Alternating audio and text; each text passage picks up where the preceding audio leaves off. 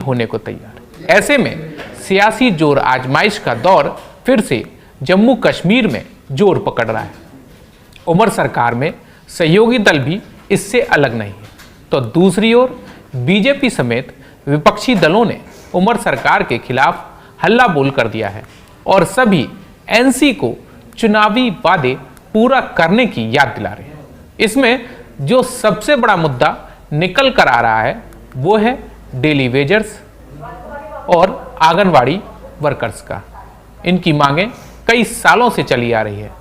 नियमित करने की मांग को लेकर कई बार प्रदर्शन भी किया जा चुका है और कई बार मांगों को लेकर सदन से सड़क तक प्रदर्शन भी हो चुका है।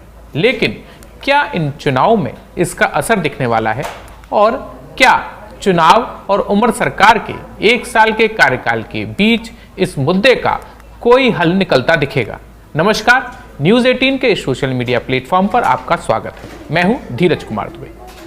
जम्मू कश्मीर के मुख्यमंत्री उमर अब्दुल्ला ने इसी साल मार्च की शुरुआत में डेली वर्कर्स, एडहॉक और कैजुअल लेबर के रेगुलाइजेशन के लिए रोड मैप तैयार करने के लिए मुख्य सचिव की अध्यक्षता में एक उच्च स्तरीय समिति के गठन की घोषणा की थी। समिति में मुख्य सचिव के अलावा मुख्यमंत्री कार्यालय में अतिरिक्त मुख्य सचिव, वित्त सचिव, सामान्य प्रशासन विभाग के सचिव और कानून सचिव को इसका सदस्य भी बनाया गया। उस समय सीएम उमर अब्दुल्ला ने कहा था कि समिति दिहाड़ी मजदूरों की कुल संख्या, वित्तीय पहलू और कानूनी पहलू पर एक रूपरेखा तैयार करेगी, 6 महीने के भीतर रिपोर्ट पेश करेगी और उम्मीद है कि अगले बजट में उनके लिए एक नीति की घोषणा की जाएगी। 6 महीने बीतने वाले हैं और कमेटी ने अब तक क्या किया है ये तो अभी तक सामने नहीं आया है। उमर अब्दुल्ला ने इस दौरान जम्मू कश्मीर विधानसभा में बजट पर चर्चा के दौरान पीडीपी बीजेपी की गठबंधन सरकार पर 2015 से 2018 तक हर बजट दस्तावेज में डेली वेजर्स के मुद्दे का उल्लेख भी किया था और उसकी विफलताओं का जिक्र भी विस्तार से किया था और नेशनल कॉन्फ्रेंस के घोषणा पत्र में किए गए सभी वादों को अगले 5 साल में पूरा किए जाने की बात को दोहराया था। लेकिन 1 साल में कितने वादे पूरे हुए, इसे लेकर विपक्ष रोजाना उमर सरकार पर हमलावर है। अनंतनाग के बिजबेहड़ा में कर्मचारी संयुक्त कार्रवाई समिति के महासचिव सज्जाद अहमद की अगुवाई में अस्थायी कर्मचारियों ने रविवार को एक आपात बैठक बुलाई। इस बैठक में डेली वेजर्स के मांगों को लेकर चर्चा की गई और मौजूदा उमर सरकार को उसके वादों को याद दिलाने पर जोर दिया गया। बैठक में अनंतनाग जिलाध्यक्ष शौकत अहमद भी मौजूद रहे।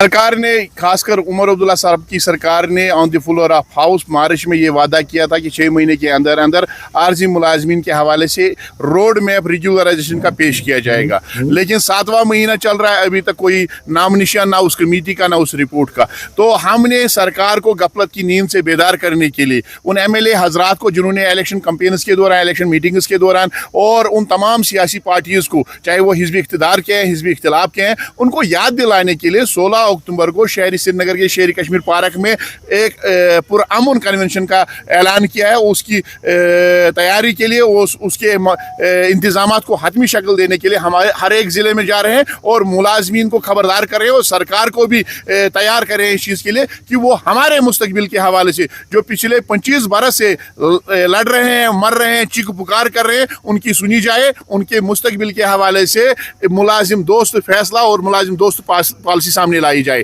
अगर सरकार ऐसा नहीं करती है तो उस पार्क से आधे किलोमीटर की दूरी पर असेंबली है, तो आने वाले वक्त में फिर हम असेंबली के बाहर और असेंबली के अंदर जो लोग हैं उनको गफलत की नींद से बेदार करेंगे और उनको मजबूर करेंगे ये इंसानी समाजी मामला हल करने के लिए। काफी देर ना मांग रही है, आपकी कंसेंसस बिल्डअप हो रहा है क्या?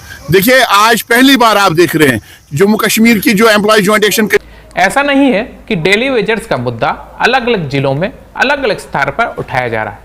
अब इस मुद्दे को लेकर विधानसभा में भी उमर सरकार को घेरने की तैयारी चल रही है। जानकारी के मुताबिक जम्मू कश्मीर विधानसभा का शीतकालीन सत्र इस बार छोटा तो रखा गया है, लेकिन ये संभावनाओं से भरा रहने वाला है। इस बार सेशन सिर्फ 9 दिन का होगा। इसमें कुल 6 बैठकें प्रस्तावित हैं, लेकिन इसके लिए पहले से ही विधायकों की ओर से बड़ी संख्या में सवाल, विधेयक और संकल्प सचिवालय को मिल चुके हैं।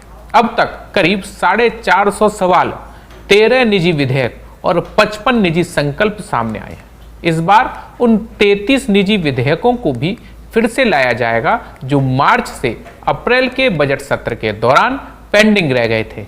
इस बार भी कई गंभीर और राजनीतिक रूप से संवेदनशील मुद्दों पर चर्चा की जा सकती है। राज्य का दर्जा बहाल करने की मांग, आप विधायक मेहराज मलिक की पीएसए के तहत हिरासत, बाढ़ से हुए नुकसान, रोजगार, शिक्षा और निवेश जैसे विषयों पर बहस की संभावना है।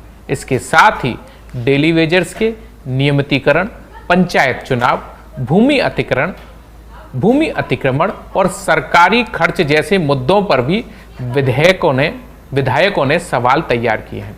इसके साथ ही डेली वेजर्स के नियमितीकरण, पंचायत चुनाव और भूमि अतिक्रमण जैसे कई मुद्दे ऐसे हैं जिनके लिए विधायकों ने अलग से सवाल तैयार कर रखे हैं। कहने का मतलब है कि उमर सरकार का 1 साल पूरा होने के कार्यकाल का जश्न आपदा ने तो फीका कर ही दिया है। इस बार डेली वेजर समेत कई मुद्दे से निपटने की चुनौती उमर सरकार के सामने आने वाली है। इसमें भी राज्यसभा चुनाव को अगर अलग भी कर दिया जाए तो बडगाम और नगरोटा में होने वाले उपचुनाव में उमर सरकार को इन मुद्दों का सामना करना पड़